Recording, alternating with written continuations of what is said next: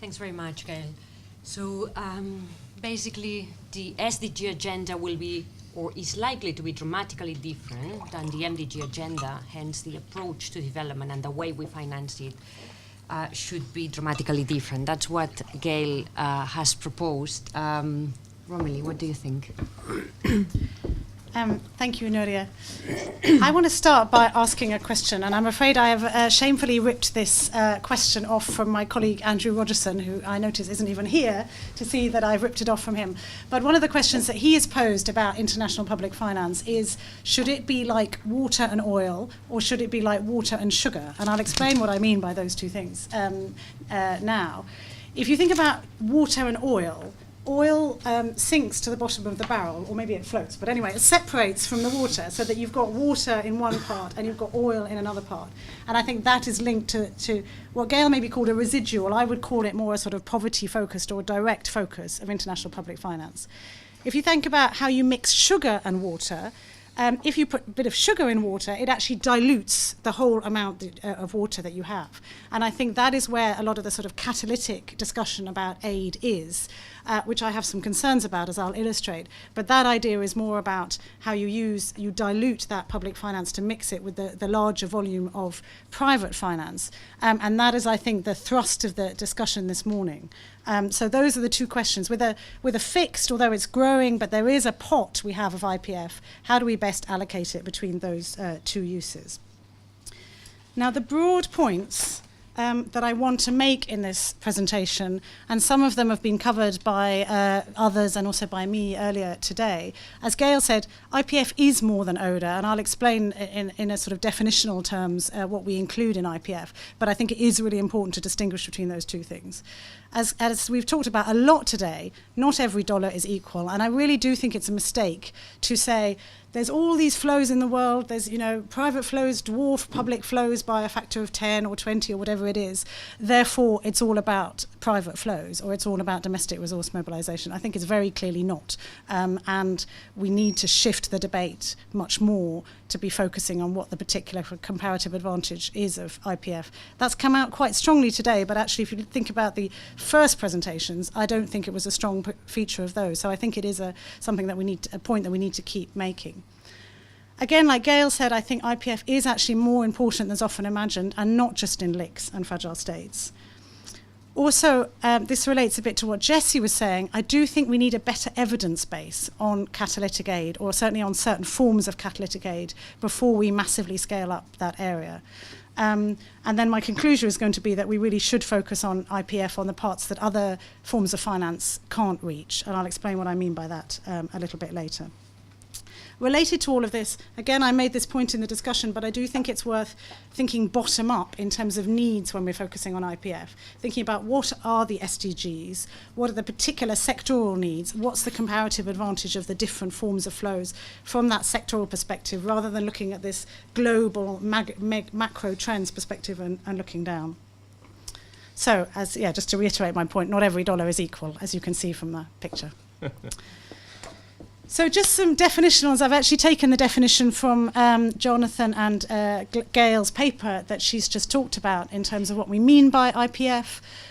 So financial interventions by a nation state or by a multilateral organisation acting on behalf of nation states to secure desired public policy outcomes outside the boundaries of that state. So it does include ODA. It also include loans, including non-concessional loans, also equity, investments, guarantees, and critically cutting across all of that, of course, is South-South cooperation. So the volume of IPF is actually quite significantly larger than the volume of ODA. So why do we think IPF is important? Firstly, in volume terms. Now, clearly, IPF is a small part of the international development finance flows. However, these figures are, it's a bit difficult for you to see, but they're for all developing countries, and this is an unweighted average. So it's not looking at all flows divided by all countries. It's looking at the average on a country-by-country average of each of these financing flows. Now, clearly, domestic resources are much higher, we know that.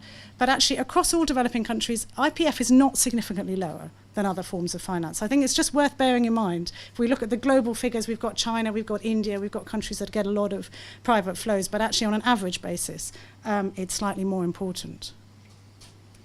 This is just in LMICs, but in the interest of time, I'll just you get similar trends in LMICs. Then also from a theoretical perspective, my colleague Chris Hoy raised this question this morning. What do we know about economic theory about the roles of public and private finance? And of course, there's a well-known body of economic theory which tell us about market failures, and they do require public policy interventions, and sometimes that requires public finance as well. Now, of course, most market failures will take place at the national level, and most of them need to be corrected at national level. So you may say, well, why do you need international public finance? Firstly, of course, often at the national level, governments don't actually have the resources to correct those market failures themselves if it has to be done at large scale. There are some global market failures, and I think Gail has talked about this in terms of sort of global public goods, global externalities around environment, around science and technology, around health. There's quite an interesting set of concepts in the global public goods literature around best shot and weakest link global public goods. And the weakest link public goods is something very clearly like Ebola, where if you've got one weak chain in the system, suddenly you get a global problem. And I think, as I say, that's been very, very clearly demonstrated by the Ebola epidemic. The best shot global public good is to say, actually, it's not about the sum of what individual actors are doing, it's who can do the best. You know, that's your best shot option. And something like a vaccine for Ebola or a vaccine for HIV/AIDS is your best shot global public goods. Doesn't matter in which country you develop that vaccine, it's going to be incredibly important for other countries. So actually, if they do develop a vaccine for Ebola as a result of the epidemic now in West Africa, there's a number of other countries in the world that will benefit from that. So then again, that's another reason to spend money globally. Also, interestingly, there are some national level market failures that actually IPF may be able to tackle more effectively than national public finance. If you look at the literature on sustainable energy, for example, a lot of renewable energy is slightly more expensive than fossil fuel energy, so you need to have some sort of intervention to encourage investment in that area. But you have policy risks. You have the risk that a government may say, in 1 year it may say, yes, renewables are our priority, we're going to put this level of subsidy or investment into renewables, but then 2 years later the government may change and that subsidy may no longer be there, which is one of the big constraints to investment. So actually, if you have an international guarantee or some sort of international support, that's actually much more effective in overcoming those sorts of risks. And there are a number of similar examples. So all of those suggest that actually there's a particular comparative advantage from a theoretical perspective of IPF. IPF also has certain qualities. Now, all of these, I think, apart from the third, around the ability to bring in knowledge and expertise, all of these domestic resources probably have more than international public finance, or rather domestic public finance, as we heard in the last session. But if you compare to international private finance, international public finance tends to do better on a number of these. So in terms of being counter-cyclical, we've seen that very clearly in the recent financial crisis, very important role for IPF there. In terms of concessionality, debt impacts, they're bringing in knowledge and expertise, technical assistance. We've heard that both from the last session and the session before. Flexibility, accountability and transparency. You often get much better information, much more consultation around IPF than around international private finance specifically. I'm not saying it's perfect by any means, but I think on a comparative basis. So I wanted to just bring two sectoral examples on IPF. Again, as I was saying, I think it's really about looking bottom up here and looking at what the sectoral needs are. So if we think about sustainable energy, I've talked already about some of the policy risks here. If you look at the Sustainable Energy for All initiative, the International Energy Agency has costed this and actually said 18 billion of the total 48 billion, so it's quite a significant amount, more than a third, needs to come from IPF. And they've actually thought quite carefully about how you channel different sorts of finances to get the best financial mix. So they're saying don't channel IPF to on-grid solutions, which should either be private sector or it should be governments able to do that, but focus IPF on the off-grid solutions and the mini-grid solutions as a secondary source. And again, in the renewable energy, actually 25% is the estimate that needs to come from IPF to support the renewable energy sector. Similarly, in the field of agriculture and food security, and this was again touched on a little bit earlier, there is a lot of FDI to this sector. It is growing quite significantly, but not to the particular areas that really matter for poverty reduction. So actually 90% goes to food and beverage processing. The distribution across income country groups is very heavily towards upper middle income countries versus even lower middle income countries are getting very little. And again, in agriculture, there's huge needs for public goods spending in terms of R&D, rural infrastructure, and institutions. And these are just a couple of examples from a sectoral level of why IPF is important. Now I'd like to go on to the issue of catalytic aid, and Jessie Griffiths touched on some of this morning. I don't know how well you can read these, but these are just some of the quotes from different studies that have come up, really raising the question about how much do we know about the use of public finance to catalyse private finance. I'm talking here more about the kind of specifically linking through blending and leverage, additionality, those sorts of issues, as opposed to the wider sets of issues around promoting good policies and infrastructure and an enabling environment and so on. But in terms of the particular issues around catalysing aid and leverage, actually quite a lot of the literature is saying, look, we really don't know, and we don't have very good evidence, and we don't have good metrics, and as was discussed this morning, you know, you can say $1 of public money is leveraging $9 of private money, but do you actually know that that $1 of public money was necessary to leverage the $9 of private money? So I think we need to get a much better system of measuring, of understanding, of metrics here, so that we can get a much better grip on this area, considering how much prominence it has been given in lots of the debates on development finance and the SDGs. And similarly, there are risks. This is not just a no-risk option. There are debt risks in terms of scaling up guarantees, blending, and so on.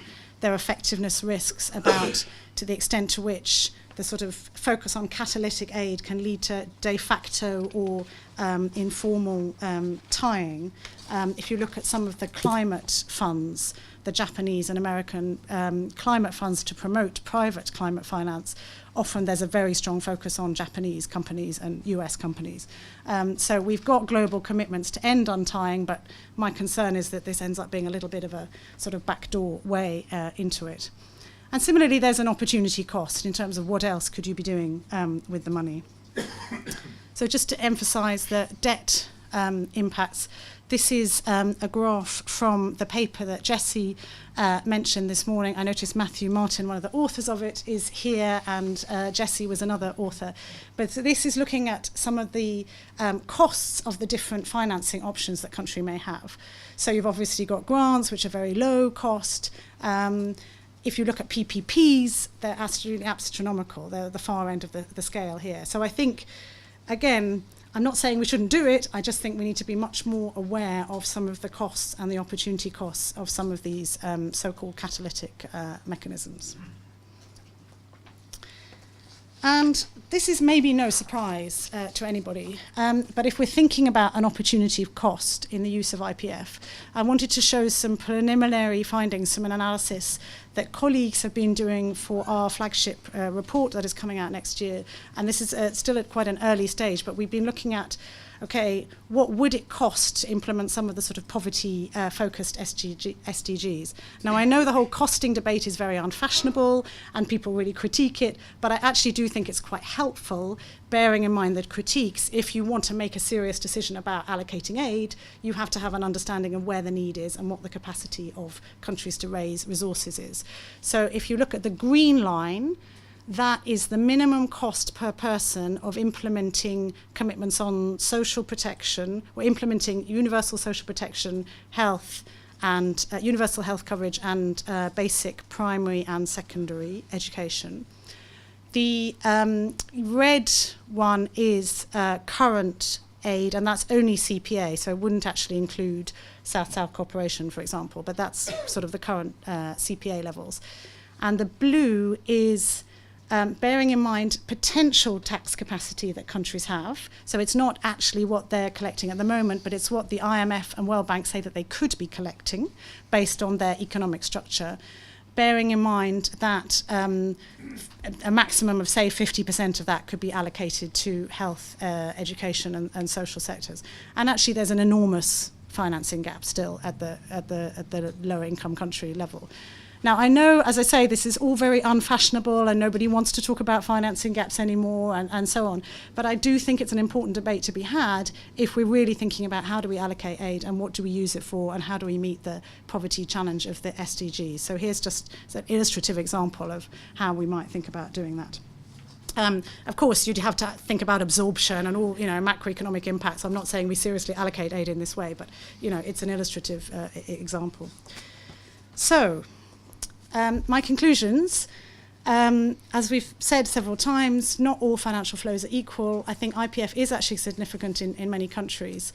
IPF does have a particular role from both a theoretical and from a sectoral perspective and in light of its qualities. I do think we need a better evidence base on catalytic aid.